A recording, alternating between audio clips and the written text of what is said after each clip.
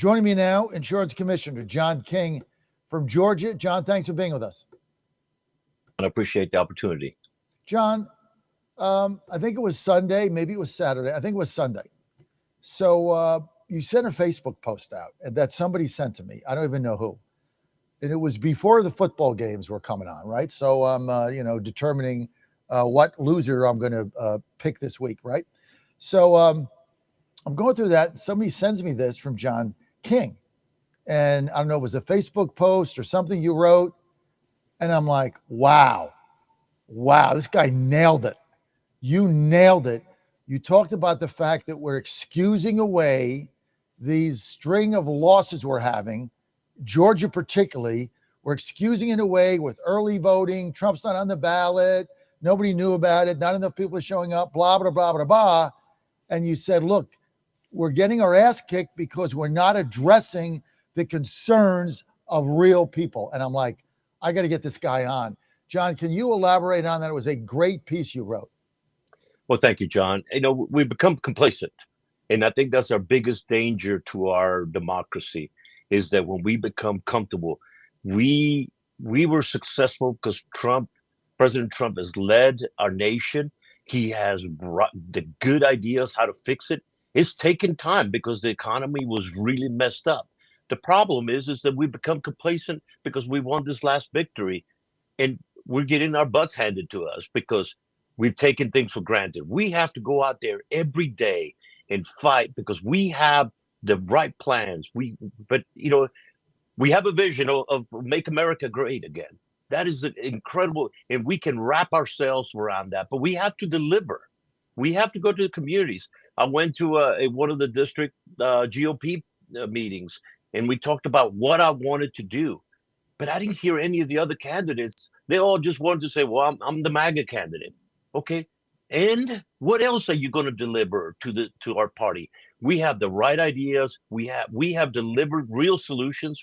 We delivered tort reform and now I'm pushing to get legislation here in Georgia to control insurance companies because I think they're gaming the system. President Trump has been very clear about what it's going to take to fix healthcare. But we can't take things for granted, and we have to deliver every time, every election. We have to be the party of ideas, and I think we've gotten complacent the last couple of months, and it's showing up. When we show up to vote, we win, and that's what we have to do. We have to motivate our voters that we are the party of ideas and actually a strategy. John, what is driving down turnout? I think people are complacent. Because President Trump is not on the ballot, they don't think that they're really, they think they got it in the bag.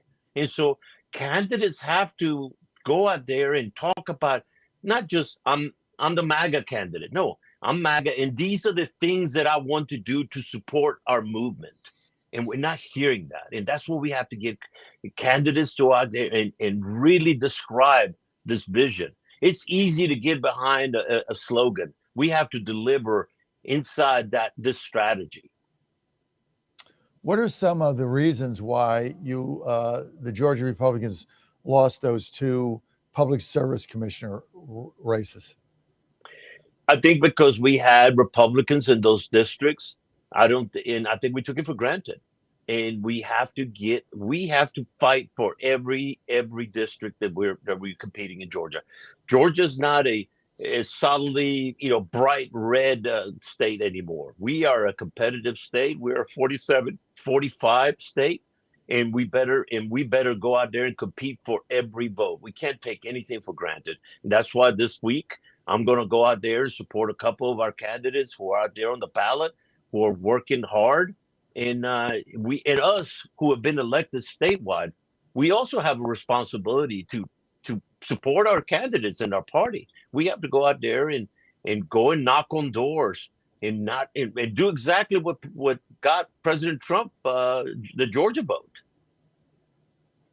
So tell me a little bit about you're the insurance commissioner for Georgia. Last time we had you on, you were still in the U.S. Senate race, so we talked about that. But you are the insurance commissioner of Georgia. And that's been an interesting office. It's been rocked by some scandals with your predecessor, and of course, I knew John Oxendine back in the day. Back in the day, he was always fun to meet with around then. But what are you seeing in insurance? We have this big healthcare insurance. Now you're the commissioner in Georgia, which is, if people don't understand this, the insurance commissioner of Georgia is one of the most powerful positions in the nation, because anything you do insurance wise that doesn't jive, you got to go through the insurance commissioner, and he's got a tremendous amount of authority. So what do we need to do to get this healthcare fixed? John, I think that the federal government has really failed our nation. And I think the states gave up a lot, too much of their authority to Washington. We Georgia pulled out of Obamacare 2 years ago, and since then we've been delivering on behalf of Georgia consumers. I don't work for insurance companies. I work for the citizens of the state of Georgia. I'm the advocate for the consumer. I can't wreck the industry in the process, but my job is to deliver, you know, affordable health plans, affordable insurance for insurance for our constituents. Now, when insurance companies break the rules, my job is to go and investigate and hold them accountable. I have fined insurance companies more than any other previous insurance commissioner in Georgia's history. We've recovered over $100 million back to consumers' pockets as a result of our investigations. I want insurance to make a modest profit, but they can't do it off the backs of our consumers. And that's my job to hold their feet to the fire. Tell me about, we're with John King, Republican Insurance Commissioner, state of Georgia. John, by the way, that's a statewide constitutional office there. John, tell us, when you say you pulled out of Obamacare, explain that. How'd that work, and what have been Georgia, the ramifications? yeah, Georgia exercised its rights as a state to pull out of the federal Affordable Care Act, Obamacare, and we established our own marketplace in Georgia called Georgia Access. And what we did is we told insurance companies, don't limit the number of products that you deliver. And we're going to police it. And if we have agents and we have companies committing fraud, we're going to hold their feet accountable. We're going to take their license and we're going to fine them. We've issued over $20 million in fines just this year alone for companies that didn't deliver mental health parity, that broke the rules on our mental health parity. Insurance companies don't get held accountable in the federal system, but because we hold their license, we can keep them on. We can keep them we can keep them honest, and that's our biggest. Has been the biggest challenge in the federal system. Either it's too big, or we have an incredibly large bureaucracy that they're now holding insurance companies accountable. The solution is with the states. We hold their feet to the fire, and we have the authority to also regulate them. So are your health insurance costs lower than other states as a result of what you've done? Lower than the federal exchanges? Oh, well, the programs have to be certified by the federal, but they have to have the same standards that the Obamacare has. But Right. what we do is we have companies put more products. So you individually, John, can go and select the plan that is right for you, not what the government is telling you have to take, and then subsidize a bunch of other folks there. And then when we have people committing fraud, when they're underreporting their income, or when they're people being switched from one plan to another without them knowing, we hold them accountable. That's what was lacking in the federal system. And so our companies are reacting. Oh, by the way, the fees generated in the market stay in the state of Georgia. Then we can fund a reinsurance pool, which is the high High risk risk. pool, which is really the basis of how we don't have navigators. We don't have people that for example, used to work for Stacey Abrams and getting paid by the federal government to go and promote insurance. We have agents who are doing what they do best. They sell insurance, and the taxpayer is not paying for them. And that high risk pool, I remember that. You get the money for the high risk pool, so that allows people at higher risk to get lower cost insurance, because there's a pool there that the insurance company can draw from if indeed there's a payout. There's a high risk payout, right? Absolutely, John. And what is also That was is a brilliant made move you guys did. I always thought, when I lived there, I always thought that was a brilliant move. the impetus for this, John, is that we were having companies competing in our urban areas where there's a lot of market share. but they were not competing in the rural parts of our state where we only had one company competing, and that was Drive. They had a virtual monopoly.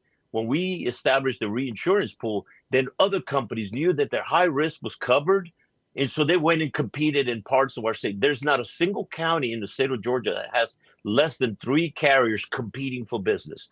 With with competition, we are able to drive the cost of insurance, especially in some of our rural parts. We were able to drive 25, 23%, 23 to 25% lower costs on premiums across our rural parts of Georgia where we had the least amount of competition.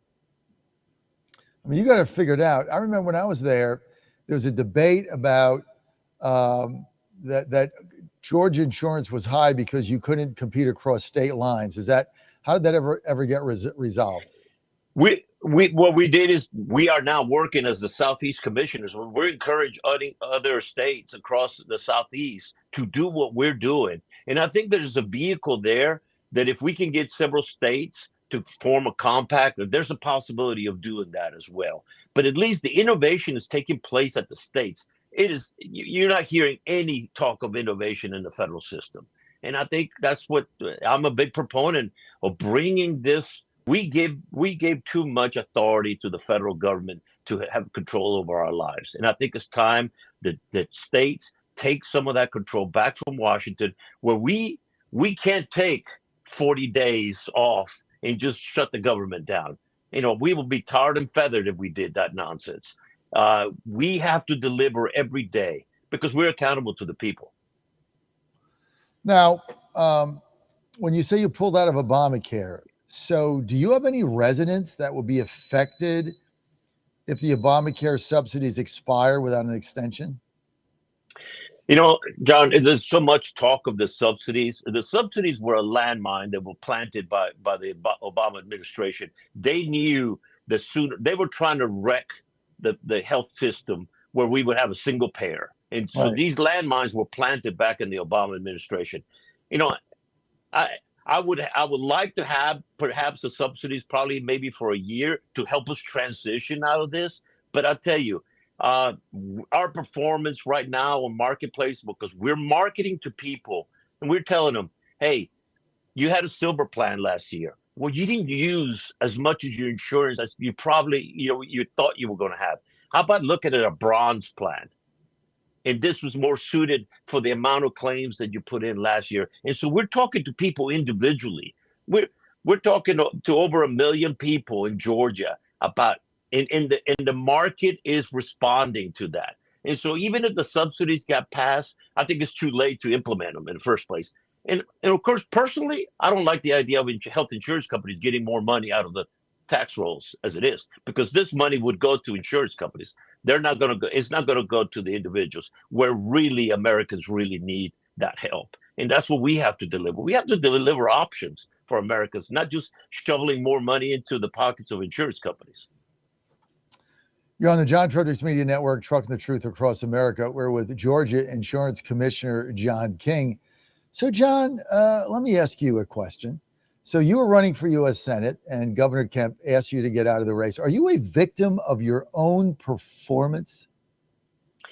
No, you know what? I'm a bit of John. That's very funny, by the way. Come on, that's a good question. It's a great question, but just like a compliment. Well, thank you. You know what, John? This was not about my ego. I've been a military. I'm a retired military officer for the United States Army for 41 years. I've had bad news delivered by my bosses in the past, but this is bigger than me. This is about Georgia not having 2 Democratic senators. It is embarrassing as a Republican in Georgia that I have 2. California might as well have 3 senators, maybe 4 senators if you count Mr. Warnock. They're not representing the interests of our state, and we have to change that. And so when the governor said that he was going to back somebody else, you know what? He is my governor. I'm going to respect. I don't like what he said to me, but at the end of the day, this is about winning that seat back and putting Georgia back in the red column, because right now we have no representation in the Senate. Are you backing? Have you made a decision to back Coach Derek Dooley? I'm waiting for them to earn my vote. right now we're hearing some great things, but I'm interested in specifics, and I think that's what we have primaries. We're not Democrats, and the Democratic Party has coronations.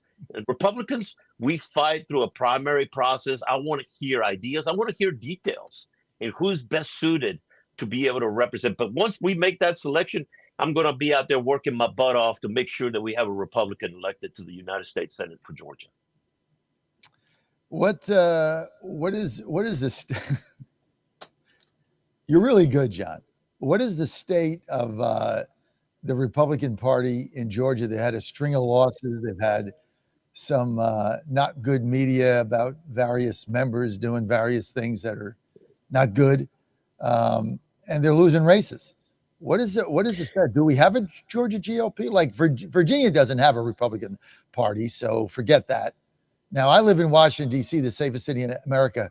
We actually have a Republican Party here. It's real.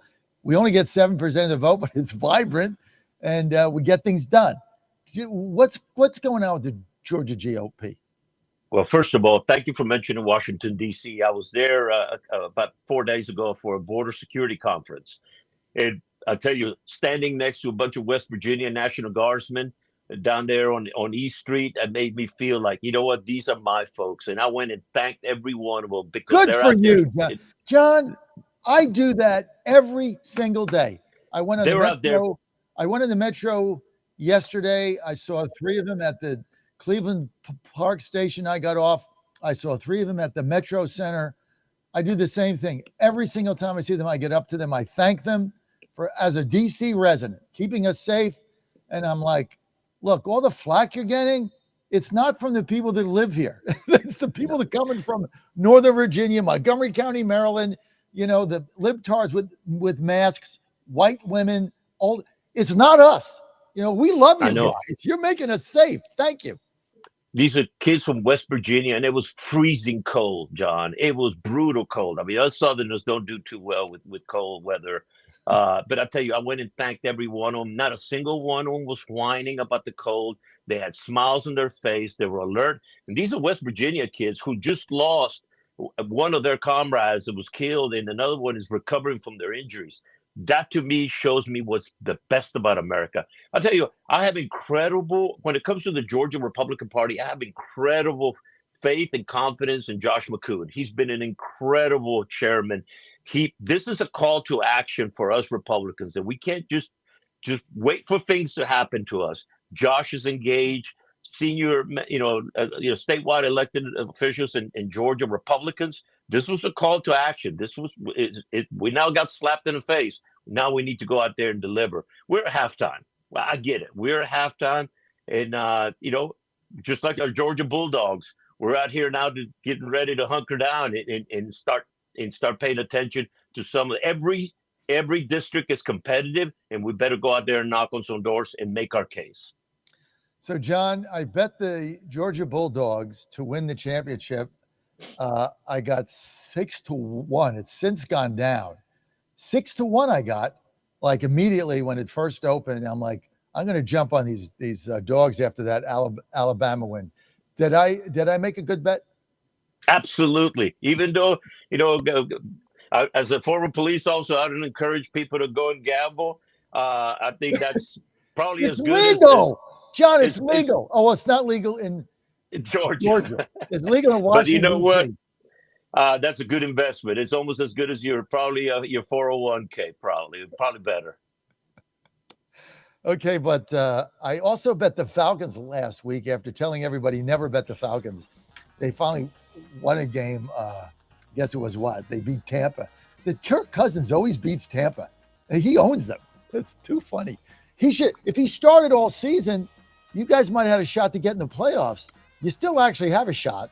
But Michael Penix, no, he's just not an NFL quarterback. This stuff happens. I'm a Titans fan. We got Will Levis from Kentucky, not an NFL quarterback. Some of these guys just don't make it. Penix not going to make it. If you started Cousins from day one, I think you'd be at the top of the division. Just saying. He's a great player. He's a great person. He's gone and done a bunch of engagements in supporting our first responders. out throughout the community. I'm also I supervise the state fire marshal's office, and he's out there in the community making some great role models for our kids. So, but at the end of the day, I have more faith right now on our college teams, both Georgia Tech and University of Georgia. We're all in. John King, thanks for being with us. Great segment, by the way. Keep up the good work in insurance, John. Go Dogs, 6-1. It's a hell of a price I got. John, people want to follow you. Where do they go? VoteJohnKing.com. Get on our website. Send us your comments. Send us your ideas. We're always open for business here in Georgia. When are you guys going to pass legalized gambling in Georgia so Georgia residents are not going offshore and you're losing all this money? You're not going to stop them from betting on athletics, John. You're not going to stop them. They just go offshore or they go to the illegal bookmaker. I know. It's just one of those. As a police officer, that one there's still a hard lift for us here in Georgia. But you know what? I'm focused on fixing insurance. I'm hoping, and I'm out here focused on making sure that our communities are safe every day. Good job, John. Thank you for being with us. We will be right back. Stay with us. Take your calls, 888-480-JOHN. Steve Stern's going to be with us in a couple of minutes.